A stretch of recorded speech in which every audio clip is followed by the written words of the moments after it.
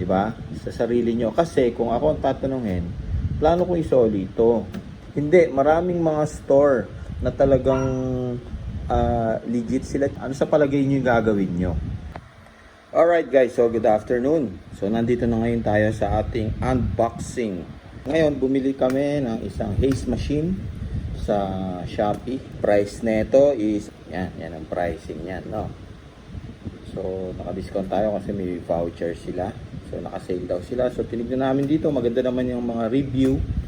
So, kinuha namin itong haze machine na to. No? Itong haze machine na to is a 600 watts haze machine. Color black yung in-order natin. No, dalawa kasi yung option dun eh. Isang red or isang black. So, yung color black ang kinuha natin. So, ngayon, tignan natin. Open natin ngayon to.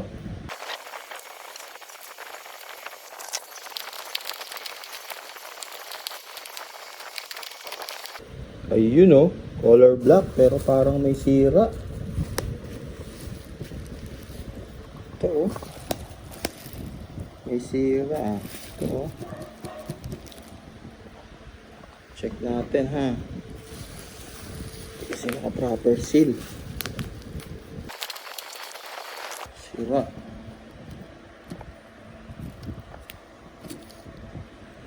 Ito. Di kasi siya naka-box. Ano ba yan?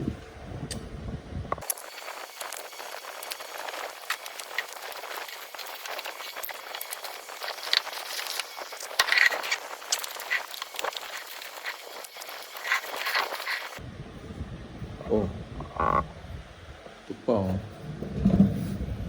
Kupi. Oh. Daganan. Oh, dalawa oh. Kupi.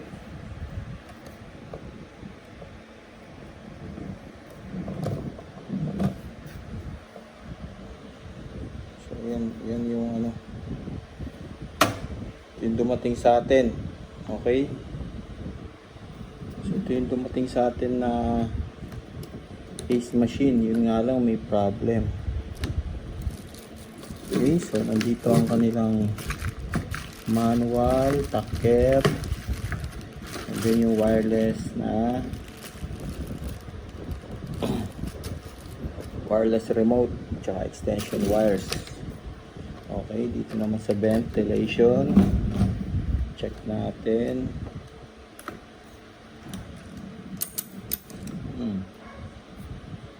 Ito, may tama.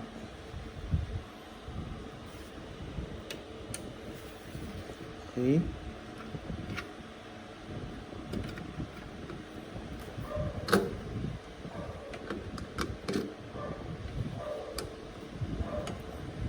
Yan, para sa XLR cable.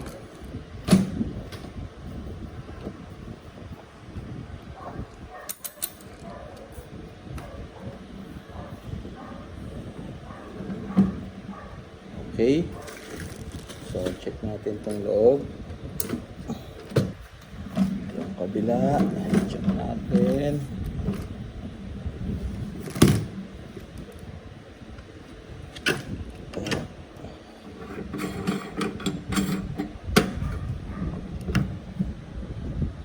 Yan, kanyang lagayan.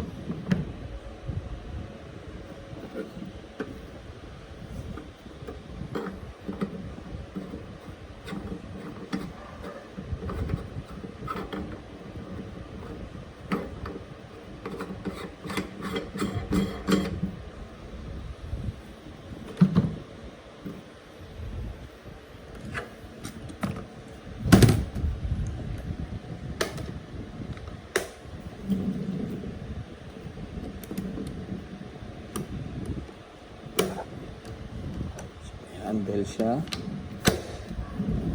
Sa kabila, handle. Ito.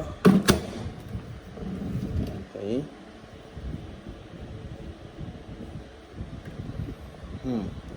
So, ito yung dumating sa atin na ano, na sayang oh, hindi lang ito nadiinan eh. Oh. Okay na sana eh. So, problema natin ngayon. So, check natin kung gumagana yung ano niya, mga kuryente niya. Okay, check natin kung gumagana ang ating nabili.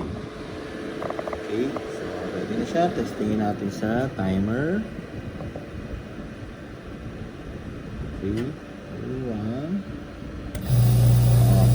Okay, so ano naman, merong vent dito. Check natin. Tapos check natin yung volume, yung forward. Okay. Dito sa may spray. Okay. So, gumagana naman siya, no? Hindi pa natin to na-try itong remote control. Try natin ang ating remote control. Ito ang ating remote control. Try natin. Okay. And then, ito. Alright. So, gumagana naman. Maganda yung gumagana. Okay. So, ang pinaka naging problem lang natin dito, guys, is yung pagkaka-deliver. Diba? Yan. So, sa ano pala to, no? Kay DJ Star, doon tayo umorder. Okay naman sana, no? Possible ito, nadaganan yan. Yan. Yan. Nung nakita nyo naman kanina, nung binuksan natin, parang wala siyang cover man lang na karton.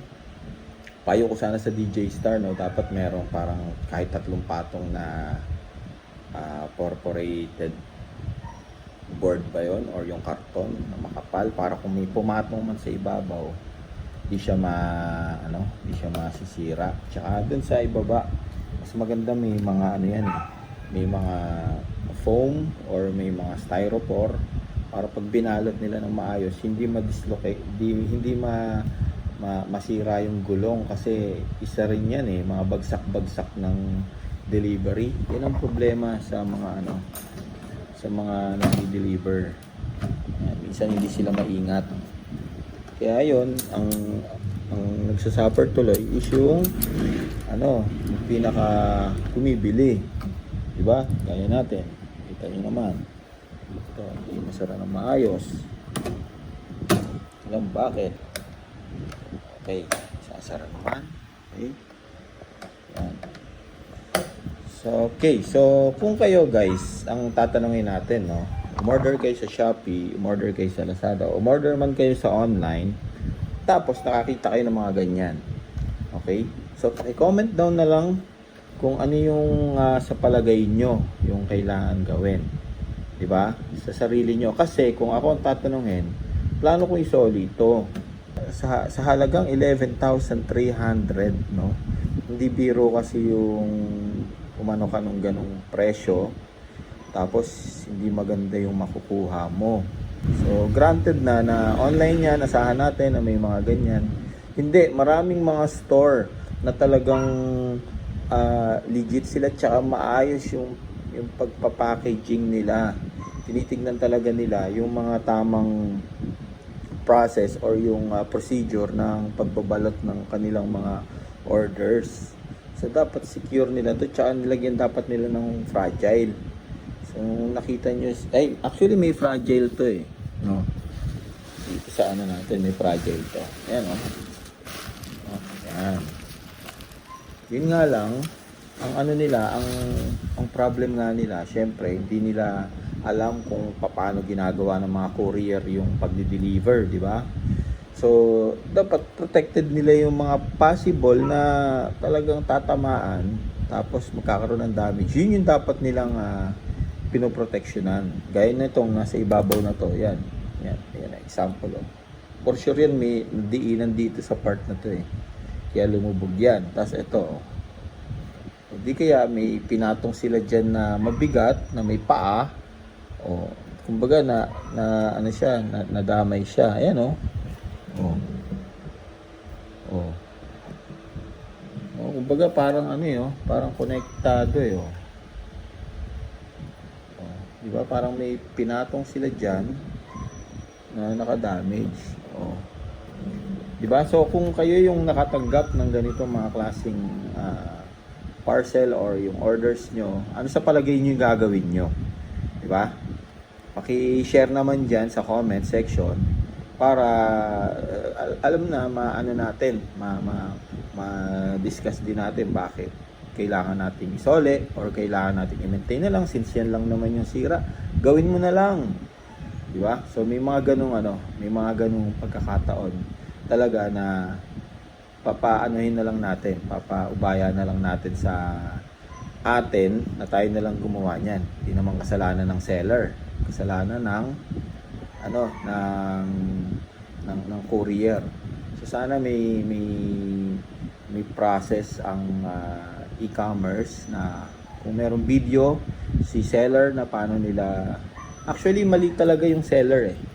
Seller talaga yung mali. Hindi nila alam ko yung parang meron silang proper packaging instruction eh. 'Di ba? Kung nasunod nila yung proper packaging instruction, hindi magkakaganito eh. Kahit anong ipatong nila diyan, walang magiging problema. So parang mali talaga yung si seller. Kaya yun, kausapin na lang muna natin si seller paano ang gagawin natin dito. Return refund o bumili na lang tayo ng another o sasabihin niya, order ka na lang ulit, refund mo na lang yan. Gagawin ko yun. Kasi kailangan din talaga natin itong Ace machine na ito. Okay? Sa lahat ng nanood hanggang dulo, sa lahat na nag-comment, yan, maraming salamat sa inyong suporta. Maraming salamat pala sa lahat ng mga nanonood at nanood nito hanggang dulo. Alright? Asahan ko comment nyo. Hanggang dito na lang ako. Thank you and God bless. Alright.